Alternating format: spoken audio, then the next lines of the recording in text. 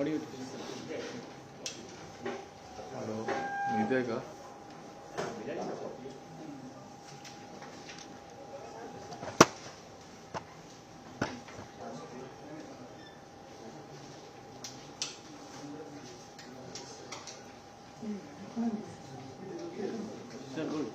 करायचं का? थांब एक मिनिट.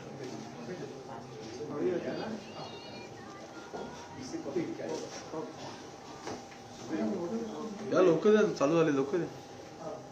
आता आतमध्ये लवकर द्या आतमध्ये.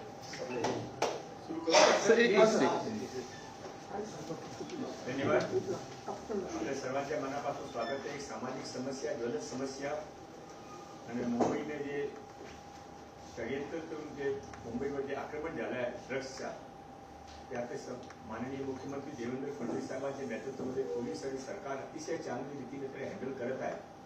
तरी पण लोकांची पण काही जबाबदारी आहेत का, यावरून आम्ही सर्व NGOने, सर्व अधिकारी, सामाजिक आजची बैठक बोलवली होती. ज्यावेळी गोरेगावची घटना झाली होती त्यानंतर आमचे मुंबईचे अध्यक्ष अमित साटमने मला सांगितलं होतं की मंडळी तुम्ही सहपालकमंत्री ना, तुम्ही हा घटना मुंबई सबअर्बनमध्ये झाली आहे आणि इथे मुंबईमध्ये जास्त प्रमाण मुंबई सबअर्बनमध्ये आहे, सर्वांना माहीत आहे. तर त्यासाठी तुम्ही काय विशेष कार्ययोजना करा आणि त्यासाठी मीटिंग बोलवा. म्हणून त्यांच्या सांगण्याप्रमाणे आपण आजची मीटिंग बोलवली आहे. हा मीटिंगमध्ये 1 तासपेक्षा जास्त चर्चा झाली. सर्व अधिकारी पण होते, सर्व NGOचे प्रतिनिधी पण होते. यामध्ये काही निर्णय झाले. मी आणि अमित साटमीने रिक्वेस्ट करतो की ते आपलं ब्रीफ करतो.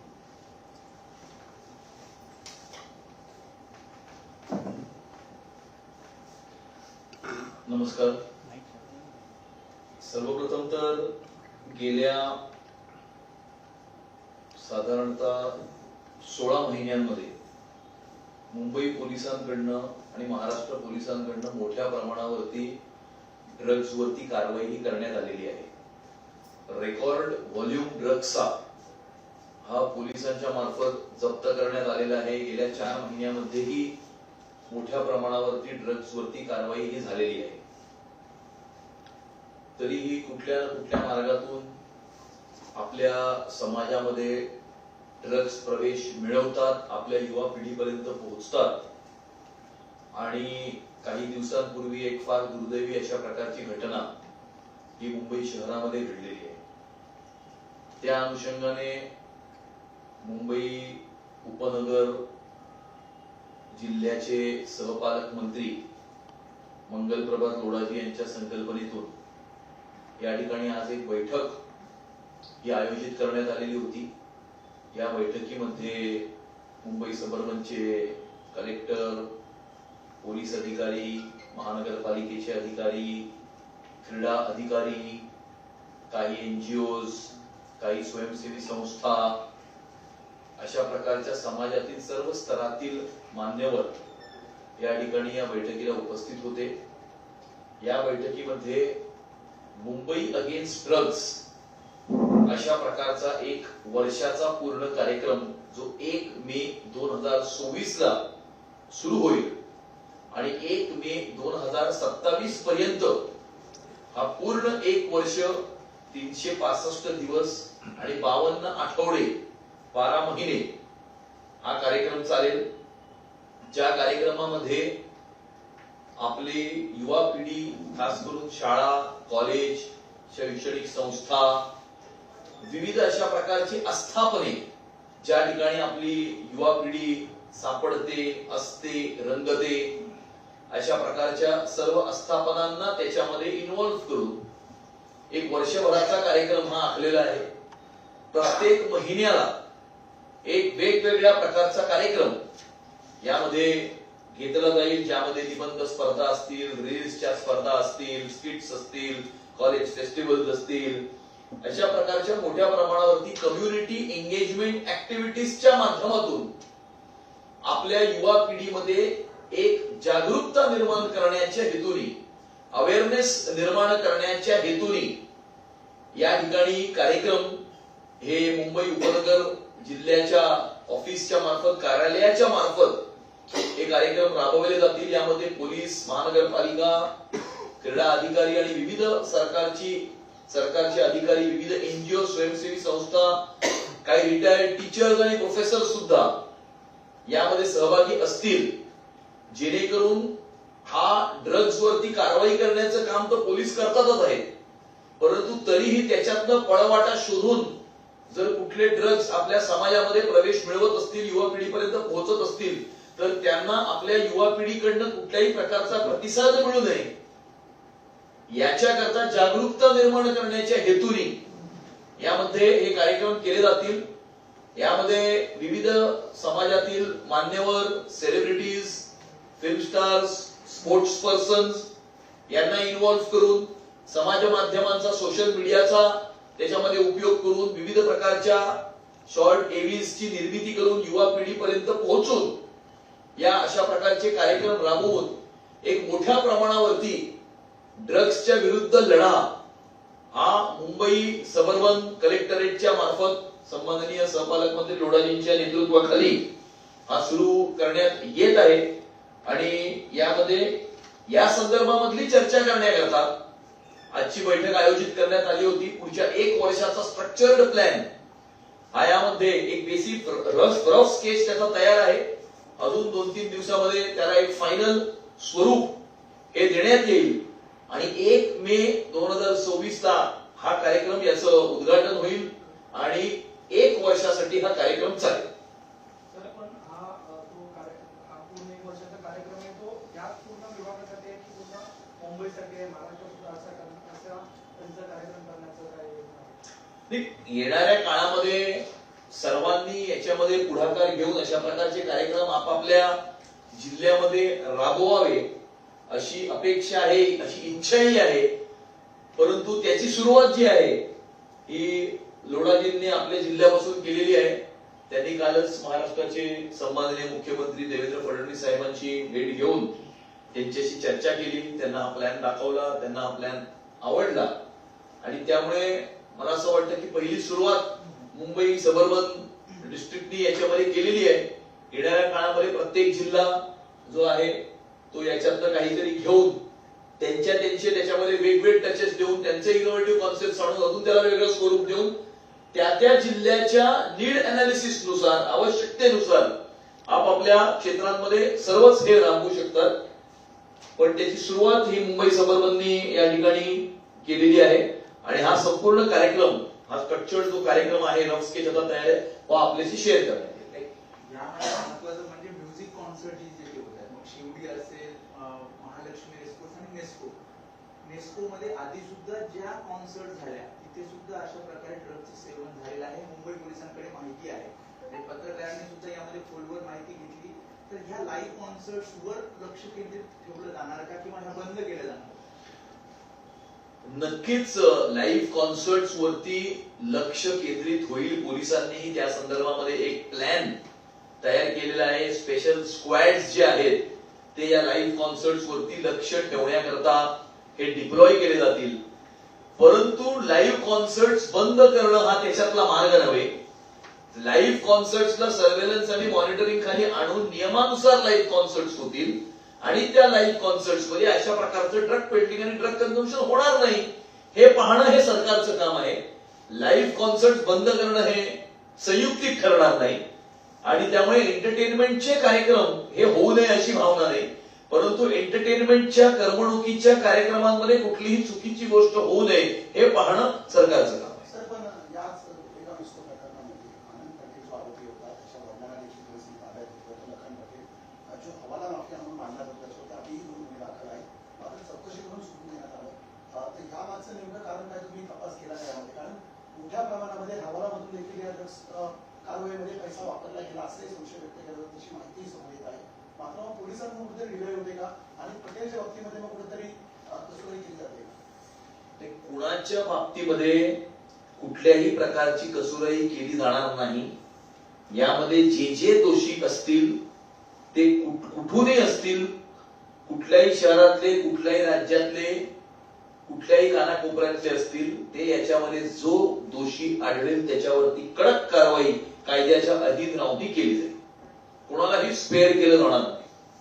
याच्या धाकेदोरे अगदी टिटवाळा, टिटवाळ्याची पण बातमी आली, साकी नाक्याची बातमी आली. कसं तुम्ही कंट्रोल करणार आहात? म्हणजे उपनगरापुरता हा प्लॅन आहे, मात्र NMR रिजन मध्ये सुद्धा याची पाळंमुळं आहे.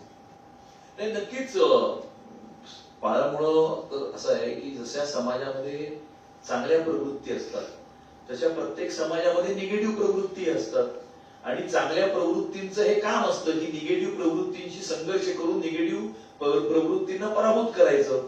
हा चांगल्या प्रवृत्तींचं हे काम असतं आणि त्यामुळे आता आपण आपल्या ह्या जिल्ह्यापासून कसं आहे, ही घटना घडली ही मुंबई सबअर्बनमध्ये आणि मुंबई सबअर्बन डिस्ट्रिक्ट हे मुंबई सिटी कॉर्पोरेशन लिमिट जे आहे त्या कॉर्पोरेशन लिमिटचा खूप मोठा हिस्सा हा मुंबई सबअर्बन डिस्ट्रिक्ट आहे. मुंबई सिटी हे फार लहान तशा अर्थाने एक डिस्ट्रिक्ट आहे कम्पेअर्ड टू मुंबई सबअर्बन आणि त्यामुळे मुंबई सबअर्बन मधनं मुंबई शहरातनं या गोष्टीची सुरुवात होणं हे फार महत्वाचं तर आहेच, परंतु ऍट द सेम टाइम हे सांकेतिक सुद्धा आहे की मुंबईतून मुंबई सबअर्बन डिस्ट्रिक्ट मधून या मुव्हमेंटची म्हणा किंवा या कॅम्पेनची ही सुरुवात झालेली आणि आम्हाला हा पूर्ण विश्वास आहे की अशा प्रकारची कॅम्पेन राबवल्यानंतर पोलीस आपलं काम नक्कीच करतील. पोलिसांचं काम आहे एन्फोर्समेंट करणं किंवा पोलिसांचं काम आहे अशा प्रकारचे गुन्हे घडल्यानंतर त्याच्यावरती कारवाई करणं, परंतु अशा प्रकारच्या प्रवृत्ती आपल्या युवकांच्या समोर आल्यानंतर आपल्या युवकांकडनं त्या प्रवृत्तींना प्रतिसाद मिळू नये याकरता प्रयत्न करणं हे समाजाचं काम आहे आणि त्यामुळे सरकार आणि समाज एकत्रितपणे जेव्हा हातामध्ये हात घालून काम करतील त्यावेळेला नक्कीच आपल्याला यश मिळेल आणि एका वर्षानंतर आपण पाहू की मोठ्या प्रमाणावरती जनजागृती झाल्याच्या नंतर कसं आहे की शेवटी त्या गोष्टीला कुठेतरी कंझ्युमर आहे म्हणून ती गोष्ट मार्केटमध्ये येते, त्यामुळे त्या गोष्टीची डिमांड जर कमी झाली, कन्झम्पशन किंवा त्याची जी एक नीड आहे ती जर कमी झाली तर आपोआप अशा प्रकारच्या निगेटिव्ह गोष्टी निगेटिव्ह एलिमेंट समाजामध्ये येण्यासाठी सुद्धा कमी होतील आणि त्यामुळे ही जनजागृती त्याच्यामध्ये खूप मोठा रोल प्ले करेल याच्यावरती आमचा विश्वास आहे. सर आपण पाहिलं तर ऑल्टरनेट डे ड्रग्सच्या बातम्या येतात त्यामुळे drugs point A1 point B पर्यंत जातात. पोलिसांचा दोष म्हणत नाही पण सर्व्हेलन्स आपल्याला कमी पडतं. सर्व्हेलन्स कमी पडत आहे असं मला वाटत नाही. सर्व्हेलन्स कमी असतं तर एवढ्या मोठ्या प्रमाणावरती ड्रग्सची जप्तीच झाली नसती. त्यामुळे एवढ्या मोठ्या प्रमाणावरती ड्रग्सची जप्ती झाली आहे, मोठ्या प्रमाणावरती मोठा व्हॉल्यूम ड्रग्सचा हा डिस्ट्रॉय करण्यात आलेला आहे. याचाच अर्थ हा होतो की पोलीस आपलं काम चांगलं करतायत, परंतु अजून पोलिसांच्या कामामध्ये समाजानंही ह्याच्यामध्ये हातभार लावणं अपेक्षित आहे आणि त्यामुळे समाजाचा हातभार पोलिसांच्या कामामध्ये लागावा म्हणून ही कॅम्पेन आम्ही सुरू केली. सर आमच्या विभागाला एक प्रश्न होता कारण माझे म्हणते याआधी विधानसभेचं जे अधिवेशन झाले त्याच्यामध्ये हा मुद्दा गाजला होता असता. विशेष करून उपनगरामध्ये पाहिलं असेल कुरिअरच्या माध्यमातून देखील ड्रग्स पुरवठा होत असल्याचा आरोप काही आमदारांनीच केलेला होता, पण त्याच्यामध्ये सत्ताधारी आणि विरोधी दोन्ही आमदारांनी काही एसओपी येईल का? कारण कॉन्सर्ट असतील आता कुरिअर असेल सगळे वेगवेगळ्या माध्यमातून ड्रग्स केलेले आहेत. कारण आधी फक्त मानपूर शिवाजीनगर पुरता हा धंदा मर्यादित होता, मालाड मार्केट पुरता मर्यादित होता. आता आता हाय प्रोफाईल एरिया असेल किंवा मिडल क्लास असेल या ठिकाणी देखील हा धंदा आपल्याला सर्रासपणे पाहायला मिळतो. एसओपी केली जाईल ऍपच्या माध्यमातून सुद्धा ते पण एक एनजीओने लक्षात आणून दिलं तर आपला हा जे माननीय अमित साटमनी आता सांगितलं की हा पोलीस आपलं काम सरकार आपलं काम अतिशय चांगली रीतीने करत आहे, पण आपण बघू शकता की पूर्ण देशामध्ये ज्या ठिकाणी हा ड्रग्सचा व्यापार सुरू होतो त्या मार्गे त्यांच्या एक अतिशय इकॉनॉमिकल बेनिफिट पण असतात. तर ते काही असं थांबणार नाही. एक कोणाला अरेस्ट केला तर सर्व थांबून जातील असं होणार नाही. अजून ते नवीन नवीन येतील. तर त्यासाठी जोपर्यंत जनजागृती होत नाही तोपर्यंत कायम यावर आपण आळा घालू शकत नाही. म्हणून आम्ही सरकारचे बरोबर जनता हा मुंबईकर सर्व सरकारचे बरोबर रवाना करतील. आता यामध्ये आपण 2-3 गोष्ट प्रत्येक महिन्यात 12 महिन्याचे जे आपण आता जे काही प्रोग्राम नक्की केला आहे त्यामध्ये प्रत्येक महिन्यामध्ये first Sunday off the month आपण अपेक्षा करतो की सर्व एनजीओ, गणपती मंडळ, धार्मिक संस्था, रेजिडेंट असोसिएशन, व्यापारी संस्था सर्वजण कमीत कमी 1 तास हा कामासाठी समाजासाठी देणार आहे आणि त्यासाठी काय करायच्या त्याच्या मार्गदर्शक आपण इथे तयार केलाय. आपण असं पण प्रशासनाने सुचवलं आहे की तुम्ही एक आउटसाईड कमिटीने काही नेमणूक करा, तर ते सर्व कोऑर्डिनेशनचं काम करतील. नाहीतर ते सरकारी अधिकाऱ्यांच्या सर्वांचे काम आहे, पण त्याच्याकडे आणि इतर काम पण आहे. हा माननीय अमित साठेंची सूचना अतिशय चांगली आहे. आम्ही असं अपेक्षा करू की आजची मीटिंगच्या नंतर आता आपण इस्पिडात काम सुरू होईल आणि सरकारच्या बरोबर आम्ही आमची रेस्पॉन्सिबिलिटी पूर्ण करू. थोडंसं तुम्ही पालकमंत्री आहात, नेस्कोमध्ये जायला फक्त कॉन्सर्ट होता की कॉन्सर्टच्या रेप पार्टी होती. पोलिसांनी तुम्ही पोलिसांनी चर्चा केली, तुम्हाला पोलिसांनी काय म्हटलं यासाठी विचारतो, कारण की जी तरुण मंडळी तिकडे गेली होती त्यांनी नंतर त्या इंस्टाग्रामवरती पोस्ट केलेल्या आहेत, तरी क्लिअरली त्यात म्हटलेलं आहे की it was a rape party, it was a rape. कोणाला असे कमेंट होऊ शकता, पण आपण सरसकट सर्वांना रेड पार्टीमध्ये आता असं पण आपण सांगू शकत नाही. आपण प्रिकॉशनरी द्यावं लागेल. आपण असा घटना परत होऊ नये त्यासाठी आपण आजचे प्रयत्न सुरू केले. Okay, thank you.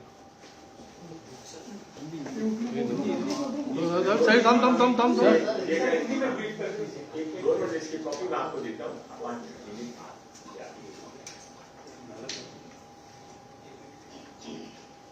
इकडे साहेब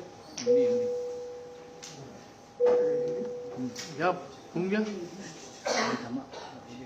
आज मुंबई उपनगर के सहपालक मंत्री सम्माननीय मंगल प्रभात लोढ़ा जी के नेतृत्व में और अध्यक्षता में एक बैठक का आयोजन किया गया था. इस बैठक में मुंबई सबअर्बन के कलेक्टर, पुलिस अधिकारी, एनजीओस के मेंबर्स, सरकारी अधिकारी, महानगर पालिका के अधिकारी, क्रीड़ा अधिकारी, ऐसे विविध खातों से यहाँ पर अधिकारी भी थे और समाज के मान्यवर भी यहाँ पर उपस्थित थे. इस बैठक में एक नशा मुक्त मुंबई में जन जागृति करने के हेतु से, नशा मुक्त मुंबई के लिए जन जागृति करने के हेतु से मुंबई अगेंस्ट ड्रग्स नाम का एक अभियान ये मुंबई सबअर्बन कलेक्टरेट द्वारा आने वाले 1 वर्ष में चलाया जाएगा. 1 मई 2026 को इसकी शुरुआत होगी और 1 मई 2027 तक यह अभियान चलेगा. इस अभियान के अंतर्गत हर महीने अलग अलग प्रकार के इवेंट्स जो है इसमें आयोजित किए जाएंगे, जिसमें हमारी जो आज जो युवा वर्ग है वो युवा वर्ग जहां पर होता है, जिन स्थापनों में होता है, स्कूल, कॉलेज, एजुकेशनल इंस्टीट्यूट्स में होता है, इन सारे स्कूल, कॉलेज, एजुकेशनल इंस्टीट्यूट्स और ये सारे एस्टेब्लिशमेंट्स के साथ कनेक्ट करके यहाँ पर इवेंट्स करके, इसमें पब्लिक स्पीकिंग इवेंट्स है, निबंध लेखन स्पर्धा, पोस्टर स्पर्धा, रील्स है, या कॉलेज के फेस्टिवल्स में जो है इस प्रकार की अवेयरनेस जो है वो क्रिएट की जाएगी, ताकि आने वाले समय में मुंबई पुलिस और महाराष्ट्र पुलिस की तरफ से बहुत बड़ी कार्रवाई जो है वो ड्रग्स के खिलाफ पिछले 16 महीनों में की गई है. एक रिकॉर्ड मात्रा में ड्रग्स की जब्ती की गई है, डिस्ट्रॉय किया गया है, बहुत सारे लोगों को इसमें अरेस्ट भी हुआ है. लेकिन पुलिस की मदद करने के लिए, इन सारे निगेटिव एलिमेंट्स को समाज से दूर रखने के लिए इसमें समाज में प्रबोधन की भी आवश्यकता हमें लगती है. और इसीलिए पुलिस को उनका हाथ बटाने के दृष्टिकोण से ये एक अभियान जो है वो छिड़ा गया है. 1 साल तक, 1 वर्ष तक ये अभियान चलेगा और समाज के हर वर्ग तक, खास करके युवा वर्ग तक पहुंचकर जो है वो इस प्रकार की निगेटिव या नकारात्मक शक्तियां जो हमारे समाज में प्रवेश करती है, उन नकारात्मक शक्तियों को हमारे युवा वर्ग की तरफ से प्रतिसाद न मिले, रिस्पॉन्स न मिले, इस हेतु से यह अभियान जो है वो चलाया जाएगा. इस अभियान का एक रफ स्केच जो है, रफ ड्राफ्ट अभी तैयार है. आने वाले 2-3 दिनों में इसे फाइनलाइज करके इसे स्ट्रक्चर्ड एक प्रकार का अप्रोच देकर 1 मई 2026 को यह अभियान पूरे मुंबई सबअर्बन रीजन में जो है वो लागू किया जाएगा. थँक्यू.